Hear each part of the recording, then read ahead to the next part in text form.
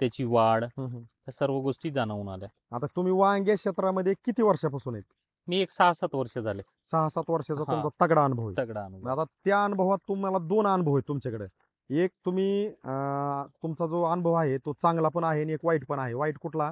की मार्केटमधलं काय काय आणून कशाचा रिझल्ट येतो हा वाईट अनुभव आहे. आणि काय काय मार्केटमध्ये खरं आहे बाबा नेमकं. बरोबर आहे. 2 अनुभव असतात प्रत्येकाकडे. बरोबर. कारण मार्केटमधून आपल्याला कोणी काय सांगितलं का आपण ते पण आणत ते असतो. पण आणत प्रत्येक असतो. शेतकऱ्याला सवय असते की ह्याच्यात काय गावतं का, ह्याच्यात काय गावतं का, ही चांगलं असन का, ही चांगलं असन का, असा आपला प्रत्येक शेतकरी शोध येतोय आज मार्केटमध्ये बरोबर.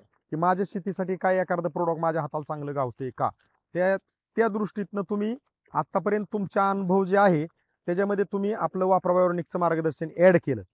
बरोबर आहे. बरोबर आहे का नाही? बरोबर. आमचा असा शब्द नव्हता की सर तुम्ही वांग लावल्यानंतर वापरावरणिकचं मार्गदर्शन वापरल्यानंतर मार्केटमधले कीटकनाशक बुरशीनाशकचे कुठलेही स्प्रे घ्यायचे नाहीत, खतं कुठलीही टाकायचे नाही, असा आपला शब्द आहे का?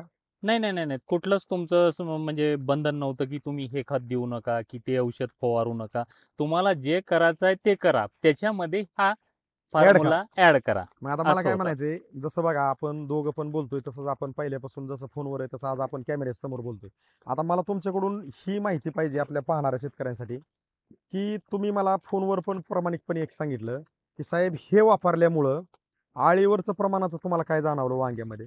अळीमध्ये याच्यामध्ये एक 15 ते 20% फरक पडला.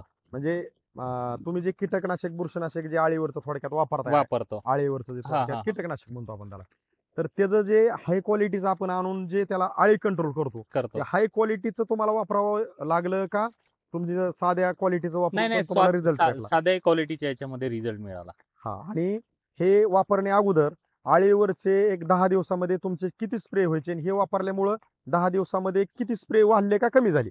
नाही, हे वापरल्यामुळं आपल्याला 10 दिवसातलं जे अंतर होतं, मी पहिले जे म्हणजे करत होतो की तिसऱ्या दिवसाला फवारणी, ती आळीवरचे अळीवरची, आता तर किती ती दिवसाला? आता 10 दिवसाला 2 स्प्रे व्हायला लागले.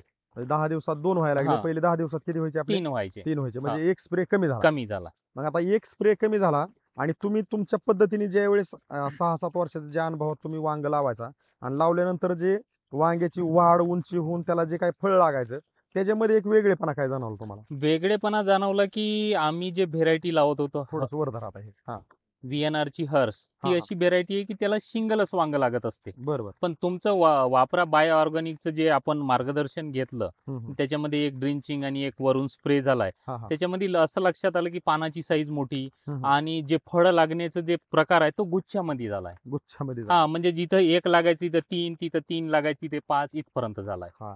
आणि अगदी आपण ते तुम्ही जसं बोलताय ना तसं म्हणजे फोनवर आपली ती चर्चा झाली. हा. पण आपण ज्या वेळेस ह्या साईटने आता आपण ती कॅमेरा हा असा काढून नेऊ ह्या साईटने येत होतो त्यावेळेस घोगरे साहेबाला ते राहवालं नाही. हा. त्यांनी ते जी म्हणजे आम्ही दोघं संगतीच असतो, त्यांनी काय केलं असं बघितलं खाल्लं बघितलं, मग मी बी कॅमेरा काढला आणि त्यांनी ते वांगे मुपून दावलेत. आता किती नाही, वांगे आहेत ते, बरोबर म्हणजे आपण प्रत्येक शब्दाचे एक उत्तर देण्याचा का प्रयत्न करतो की हे पाहणारे जे आपले शेतकरी मंडळी आहेत हे खूप कष्टाळू आणि खर्च करणारे आहेत आपल्या शेतीवरती. पण कष्ट आणि खर्च करीत असताना जर आपल्याला यश आलं नाही पाहिजे तेवढं, जर अपेक्षेपासून जास्त उत्पादन निघालं नाही तर आपण त्या ठिकाणी आपलं मन नाराज होतं आणि आपल्याला मन एक सांगतं की किती जरी केलं तरी शेवट तिथंच आहे. तिथंच. मग नेमकं आता काय करावं बाबा नेमकं, ही स्वतःच्या मनाला पडलेला आपल्या कष्टकरी शेतकऱ्याला प्रश्न असते. पण हे आमच्या वापरावरणिकचे जे मालक आहेत ह्यांनी ते वैयक्तिक स्वतः सायंटिस्ट आहेत, ह्यांनी ही टेक्नॉलॉजी अशी बनवली की आमची ज्या वेळेस मिटिंग होती महिन्यातनं, त्यावेळेस आमच्या मार्गदर्शकांना त्यांचा एकच शब्द आहे की ही टेक्नॉलॉजी मी ह्याच्यासाठी बनवली आहे की जो कष्टकरी शेतकरी आहे तो आज मार्केटमध्ये हरतोय आणि आपल्याला त्याला हरून द्यायचा नाही. कोणाला हरून द्यायचा नाही? शेतकऱ्याला. कष्टकरी शेतकऱ्याला हरून द्यायचा नाही. शेतकरी हे नाव खूप मोठे, पण कष्टकरी शेतकरी हे वेगळं आहे थोडं. थोडं. कारण कष्टकरी शेतकऱ्याला ज्या वेळेस हार पत्करायची बारी येते ना